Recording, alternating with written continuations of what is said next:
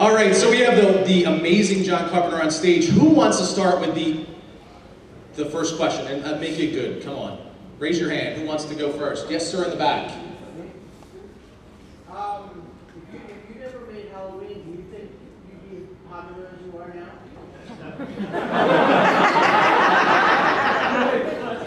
That is a great question. Man, I don't have a fucking clue.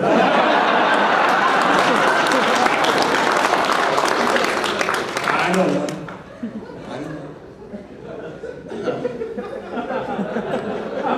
Apparently you've never done anything else, so.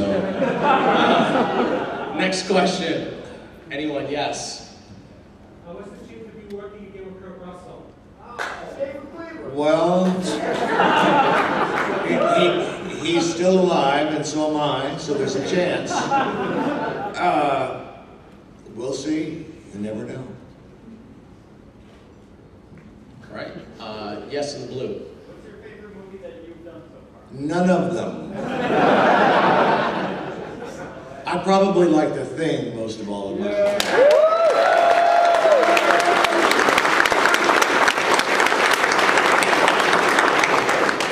Yes. How did you actually get into doing this, like from childhood? How did I get into directing? Yes, everything. Like, what influenced you to do what you're doing now? Well, when I was very young, I fell in love with cinema.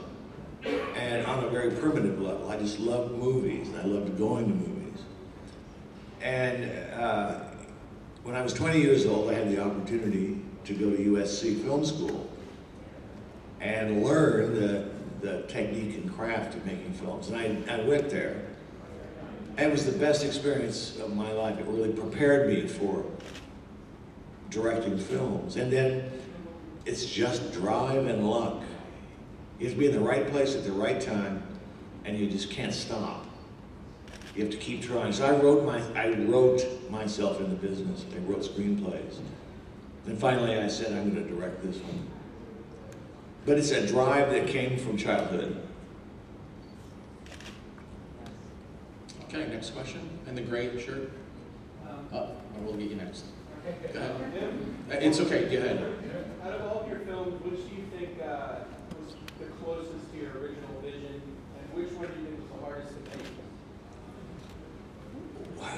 Well, none of them are like the original vision. When you sit down and either write a script or read a script, you're not thinking about the realities of standing out on the floor or on location and making a movie with a bunch of actors who won't do what you want. So you have to throw that vision away real fast or you'll be disappointed. What was the second part of that question again? What was the hardest movie to make? Hardest movie to make. Boy, that's a good one. Well, in many ways, The Thing was very difficult to make from the physical standpoint because we were in very terrible conditions shooting it. So that was difficult. Next question. All the way in the back. Oh, I'm sorry, I gotta get this gentleman here. He asked your question? All right, in the back. When you made Big Trouble in Little China, what was your favorite moment to make that movie? My favorite moment? Yeah. Probably the fight scene. I love shooting that fight scene. It was a lot of fun. Next. Come on, guys, raise your hand. In the back, yes. John, I'm wondering if you might be able to tell us about what part of the screenplay from the original Halloween we can say was Deborah's and what was yours? It's really hard to say. We outlined it together, and she sat down and wrote the first draft. Right. And then I sat down and just polished the whole thing up. Impossible to say. If I can ask a question about that, as far as sharing that time with her and writing as a team, what kind of problems did you guys have? What kind of problems between us did we Sure, have? well, yeah, like, creativity, creatively. None whatsoever. It was really easy. Deborah did all the dirt work. She did the first pass through, which is the hardest thing to do in a script because you're figuring out all the first, second, and third act, all the characters, and then my job was really easy. So it was really simple. And we had a great time writing it. That's fabulous.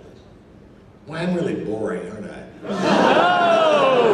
No, this is terrible. Absolutely There has to be something juicy. Come on, guys. Come on. All right, how about a juicy question?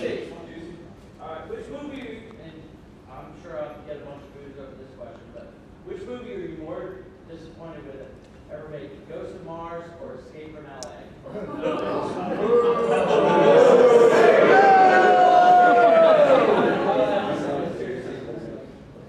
Neither. Escape from New York was great, but what the hell happened with Escape from LA? Fuck you.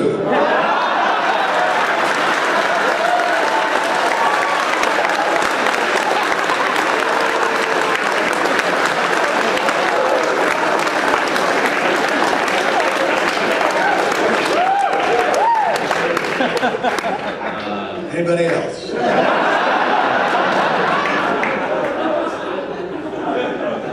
Not quite so juicy this time. How important would you say music is to the full effect of the film?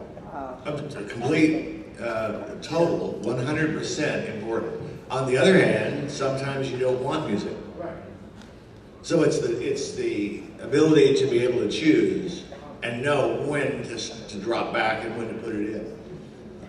And in terms of my own music, all I did was, I'm like the guy who lays the carpet in your house. I put down a carpet so you can walk gently across the floor. Yeah, you have these scenes going by, and I just try to put a carpet under them. I don't want you to notice the music too much. I just want to support the sequences as they're going by. Then sometimes you want to be completely quiet. Excellent. I think that was a good question. Yes. Just to get out of the way, what do you think of Rob Zombie's Halloween? I have absolutely no comment on that.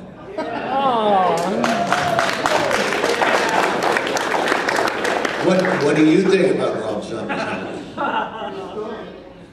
What's that? No tension. Well, I could go off about an hour about that, but yes, sir. Is there a dream project or an actor that you really want to work with? John Wayne. Never got to. Dream project. I wanted to do this science fiction novel called The Star Is My Destination by Alfred Bester. Parts of it are unfilmable, I think, but I would have loved to have done that.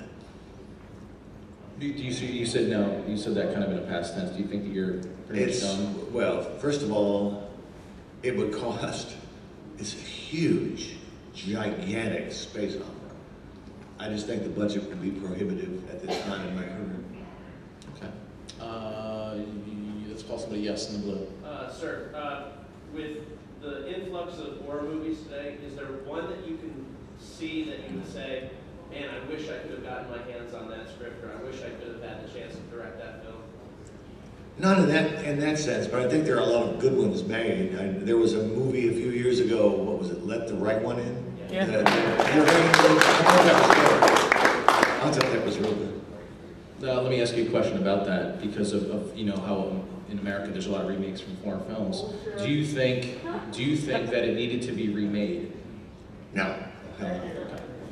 They're remaking The Girl with the Dragon Tattoo. Have you guys seen that movie? Those three movies are fabulous. They don't need to remake it. The leading actress is unbelievable. Why are they remaking it? Yes, sir. Yep. Since we're on that topic, maybe I'm living under a rock. Are you involved with the prequel of The Thing coming out in October? Not involved at all. What do you think? I got a lunch. The producer took me to lunch. It was pretty good. They're doing the story of the Norwegian camp, something that happened in my movie before we come upon our characters. It could be great. I don't know. I have a good question. No. We're done. The guy in the back is what I was talking to. So I was just going to say, the remaking, or I don't know if it's a remake, but they're making The Thing again. What's your opinion on that? I just said, they're doing a prequel. Okay. They're doing the Norwegian camp sequence. You remember the Rid My Thing? They had the Norwegian camp. Okay, they're showing you what happened there. That's what they're doing. I have no idea whether it's good. I don't know. I hope it's great. The gentleman with the gray shirt against the wall. Yeah, from the top of remakes, is there a remake of one of your films that you actually find tolerable?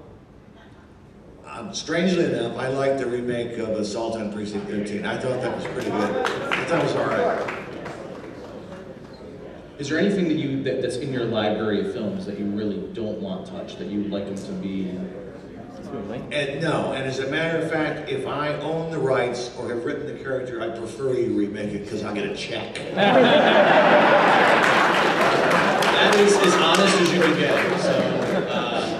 So who has a question? Raise your hands. Yes, sir. Question, with Christine, what was the idea in making that movie? And what inspired you to make that movie? I needed a job. The Thing came out in 1982, and it was hated by fans and critics. Hated. And I lost the job because of it. So I was unemployed. And the first thing that came along was Christine. And I remember reading it and thinking, oh my God, it's a haunted car movie. What am I going to do with this? However, they're going to pay me. So I needed a job, frankly. That's what it was. Next question. Yes. How was it working with James Woods on Vampires? Yeah, challenging.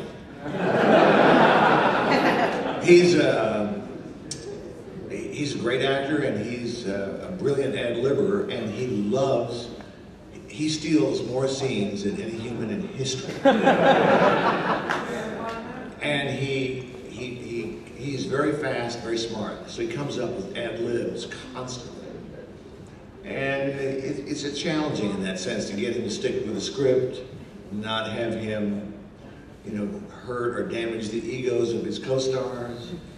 And we had a little moment where his personal life came into our shoot, and that was not pleasant, but it went away, and we finished the film. So in summation, I really enjoyed working with him. Yes. How about working with Kurt Russell? Well, I've done it 5 times. I must like him. He's my kind of actor. He was raised in the Disney School of Acting, and in that particular era, when he was a kid actor, the script supervisor would cut the take if you didn't say the lines in the script exactly, perfectly correct.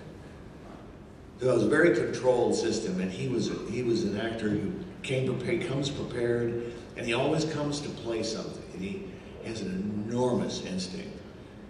And so I just loved working with him. Yes. Can you talk about pretty much discovering and working with Jamie Lee Curtis? Jamie Lee was a contract player at Universal at the time. She was doing a TV series over there. Operation Petticoat. That's right. Very good. And it was Deborah Hill's idea.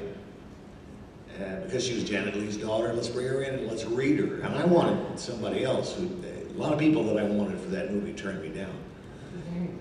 And I wanted Christopher Lee or Peter Cushing to play the psychiatrist. They both turned me down.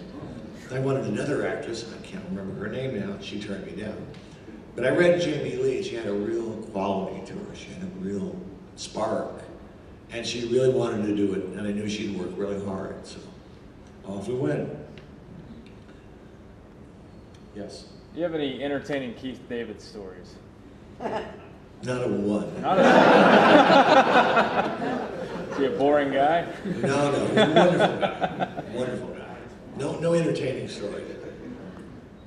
I'll ask a question about They Live. So you have Piper, and you have a fight scene that's in the alleyway, and how much of that was choreographed by Piper? Because there was a lot of wrestling moves in there.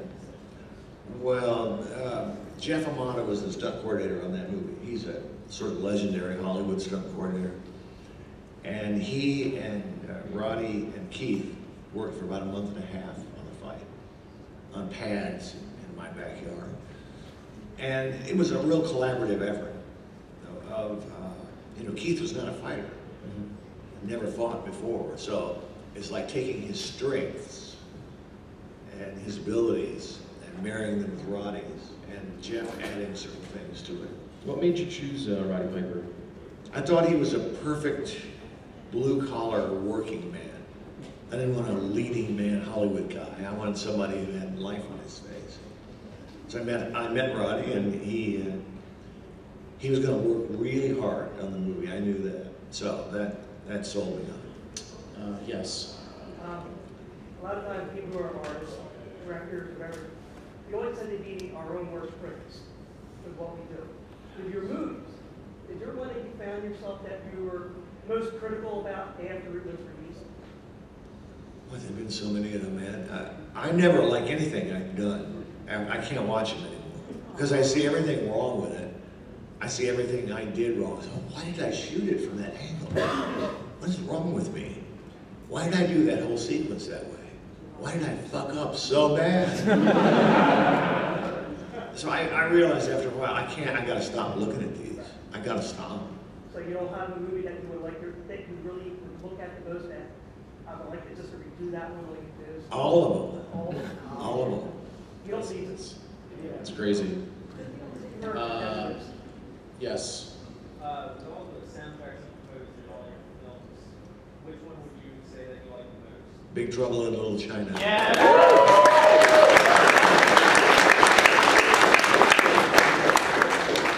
Who has not asked the question yet? Let's try. Yes, in the white shirt.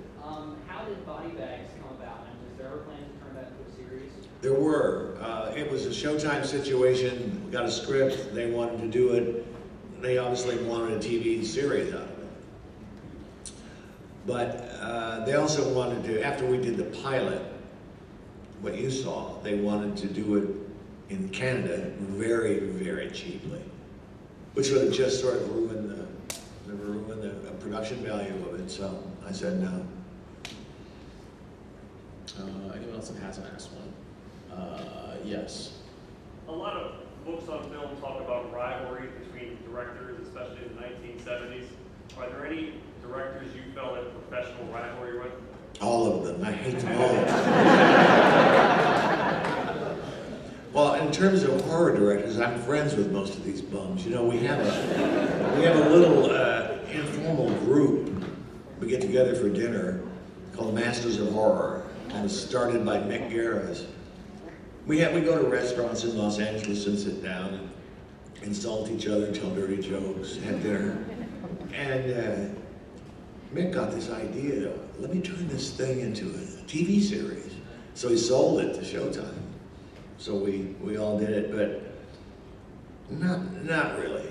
I don't feel a great rivalry. I think that what I do is different from anybody else. Yes. John, you mentioned that you went to USC Film School. What do you think about, especially in the late 70s, you had so many directors coming in. Yourself, Lucas, Coppola, and all. What do you think, what did they do over there? All of a sudden, purchased a collection of great all-time directors. Well, I think it was also the times, because I remember reading an article about the fact that there was such a thing as a film school. So for the first time, a lot of us became aware, well, you could actually study. You could go to college for movie directing. Wow, what a great idea. And I don't think that had been in the culture. I don't think people had thought of that before. And SC was known at the time for being the best. If you wanted to be a Hollywood director, in other words, if you wanted to work inside the movie business, UCLA was more of an experimental school, but USC had these ties to Hollywood, and it was an amazing time. We still had some of my guest lecturers at SC were the masters. Hitchcock, Orson Welles, Howard Hawks, John Ford. They all came down and spoke to us, and what a time that was. And then we had Roman Polanski and Michelangelo Antonioni, and then the newer wave of people coming in. And it was a time of a real change in film and in society. So It was a great place to be. I think it's all changed now. I don't really know. I've been out of touch with it. Someone from the back, yes. From where did you get the idea of Michael Myers? From where? Correct. Oh, Jesus, man, I don't remember. The distributor of that movie said to me, I want to do a movie about babysitters and this killer that stalks them. And I needed a job and I wanted to direct, so I said yes. I invented the Spaceless Guy, and I named him after the British distributor of Assault on Precinct 13, Michael Myers, the sweetest man on earth. Not after the comedian. Someone else in the back on the side? Yes, in the back. Yes, I'm a huge fan of the Escape from New York and Escape from LA movies. Also, I apologize if I got to a video game question as well. I'm a huge fan of the Metal Gear Solid series as well. I was wondering, have you spoken in regards to Hideo Kojima in regards to Snake's character from Escape from New York, and like have you got perception in regards to like the profile of his character and before like a thank you in regards to their first character? I'm sorry, I'm missing some of your question. I think it was, you're asking about the video game. Is that what you're asking about? Yes. All right, so about the Snake Plissken character in the video game. What video game? There's a video game? Wow. Is there? I'm trying to hear too. I didn't know about it. Oh, I apologize. Wait, do you know about the video game? Yes. Who's making it, and will they pay me money in the mail? I don't know anything about it, man. I really don't. Okay. Yes. No, you, go ahead. Yeah. Another escape question. Judging from how you answered Escape from LA, was just right on the money. I love that movie. Do you have any passion or any commitment to maybe do an Escape from Cleveland and bring it back? Well, you know what? Right now, a very big-time producer is trying to remake Escape from New York. And they have a script, and the main character, the Snake character, is completely different. Completely different. Now, not bad. I'm not saying it's bad. It's just different. And they're going to want a young guy, you know. They're going to want some young, hot guy, and get a hot, young director. And listen, if you're going to get fucked, get paid for it.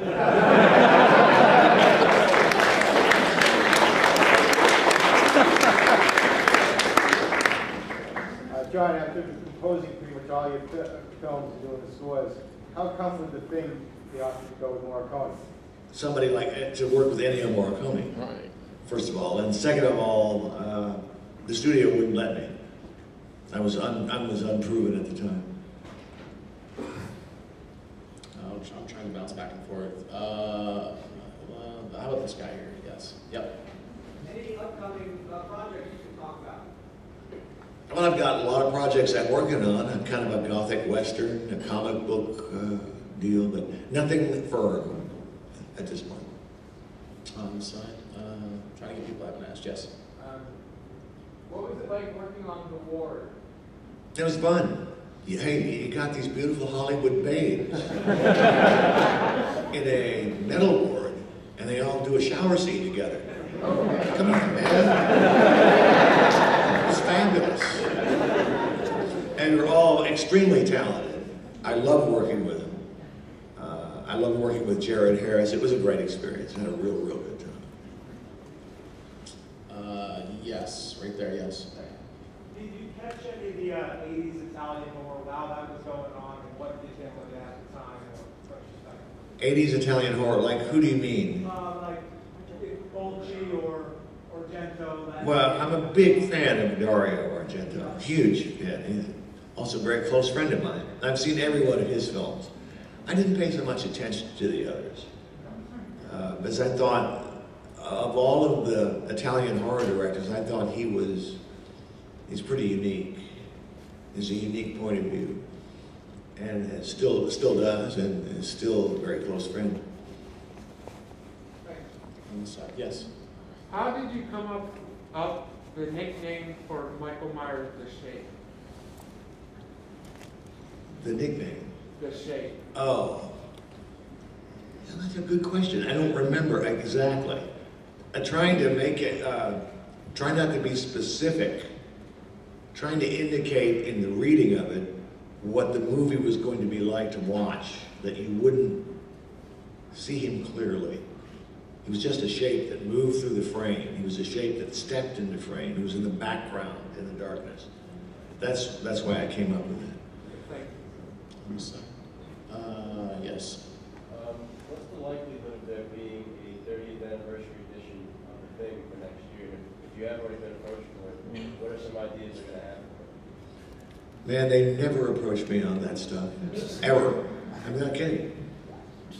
The only time I get asked by studios of movies I've made is when they're going to go to television and they're going to censor them, cut them. Do I want to be involved in that? And I would say, no, I don't want to see you do that to my baby. I don't know what they're going to do. If you find out, let me know, will you? Is it true that maybe it's kind of dependent on how the prequel's going to do in theaters, or is that going to have something to do with it, maybe? I don't know. How would I know? They don't tell me anything. You got to realize, nobody ever tells me anything. I always find out later. It's really bizarre, but that's the story of my life. No one tells me anything. There's apparently a video game being made. Word has it. We made a video game of the thing, though. They made one, and I was a character in it. But I died.